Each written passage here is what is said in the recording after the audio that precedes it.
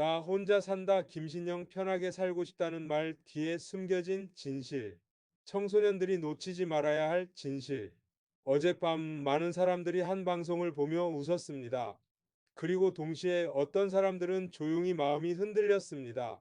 김신영이 나 혼자 산다에 출연해 14년간 유지해온 다이어트를 내려놓고 이제는 편하게 살고 싶다는 이야기를 했기 때문입니다.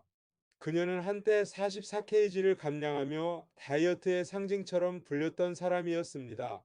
하지만 최근 방송에서 사람은 안 변한다며 다시 예전 모습으로 돌아가게 된 이유를 털어놓았습니다. 또한 고 전유성의 말, 먹고 싶은 거 먹어라는 한마디가 삶의 방향을 바꾸는 계기가 되었다고 밝혔습니다. 그 이야기를 들으며 누군가는 이렇게 말합니다. 맞아, 너무 힘들게 살 필요 없지. 나도 이제 그만할까? 하지만 바로 그 지점에서 우리는 한번 멈춰야 합니다. 첫 번째 이야기, 우리는 결과만 보고 있다. 방송은 짧습니다. 하지만 삶은 길고 복잡합니다. 우리는 그녀의 포기 선언은 들었지만 그 14년의 시간은 충분히 보지 못했습니다. 매일의 식단 조절, 수많은 유혹과 싸움, 체중보다 더 힘들었을 마음. 그 긴 시간은 단 몇 분의 방송으로 설명되지 않습니다. 두 번째로 청소년은 맥락이 아니라 행동을 따라합니다. 어른은 이해합니다. 하지만 청소년은 다릅니다. 그들은 이렇게 받아들입니다. 연예인도 다이어트 안 한다 나도 그냥 먹고 살면 되겠다. 이것이 바로 미디어 영향의 가장 위험한 지점입니다. 행동은 빠르게 복제되지만 그 선택의 책임과 결과는 제대로 전달되지 않기 때문입니다. 세 번째로 극단은 언제나 위험하다. 우리는 두 가지 극단 사이에 살고 있습니다. 끝없이 다이어트하는 살, 아무것도 관리하지 않는 살. 둘 다 건강하지 않습니다. 진짜 중요한 것은 얼마나 마르느냐가 아니라 얼마나 지속 가능하게 건강하느냐입니다. 네 번째, 진짜 메시지는 포기가 아니었을지도 모른다. 우리가 놓치지 말아야 할 것은 그녀의 말의 표면이 아니라 그 배경입니다. 그녀는 단순히 먹겠다고 말한 것이 아니라 지나치게 자신을 억누르던 삶에서 벗어나고 싶다, 행복을 다시 찾고 싶다. 이것을 말했을 가능성이 큽니다. 다섯째, 그러나 방송은 다르다. 개인의 선택은 존중되어야 합니다. 하지만 방송은 개인의 일기가 아닙니다.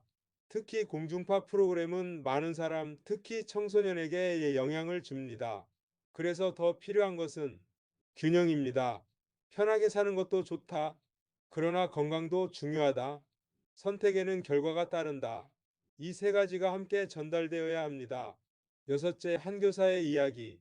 어느 중학교 교사가 말했습니다. 아이들이 TV를 보고 와서 선생님 그냥 먹고 살아도 되죠? 라고 묻습니다. 그 질문 앞에서 교사는 잠시 말을 멈췄다고 합니다. 그리고 이렇게 답했다고 합니다. 먹는 건 자유다.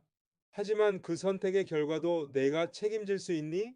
아이들은 잠시 조용해졌습니다. 일곱째, 진짜 자유는 절제가 있을 때 완성된다. 우리는 흔히 하고 싶은 대로 사는 것을 자유라고 생각합니다. 하지만 진짜 자유는 다릅니다.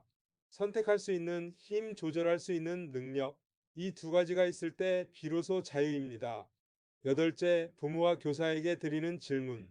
이 방송을 보고 아이들이 영향을 받을 때 우리는 어떻게 말해야 할까요? 저건 잘못됐다고만 할 것인가 아니면 왜 그런 선택을 했을까? 우리는 어떻게 균형을 잡을까? 이 질문을 함께 나눌 것인가? 아홉 번째, 청소년들에게 꼭 전하고 싶은 말. 사랑하는 청소년 여러분, 여러분은 아직 결과를 책임지는 연습 중인 시기입니다. 그래서 더 중요한 것은 남을 따라하는 것이 아니라 스스로 기준을 세우는 것입니다. 열 번째, 마지막 메시지. 편하게 살고 싶다는 말은 틀린 말이 아닙니다.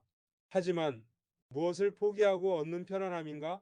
이 질문 없이 따라가는 것은 위험할 수 있습니다. 징검다리의 마무리 한 문장.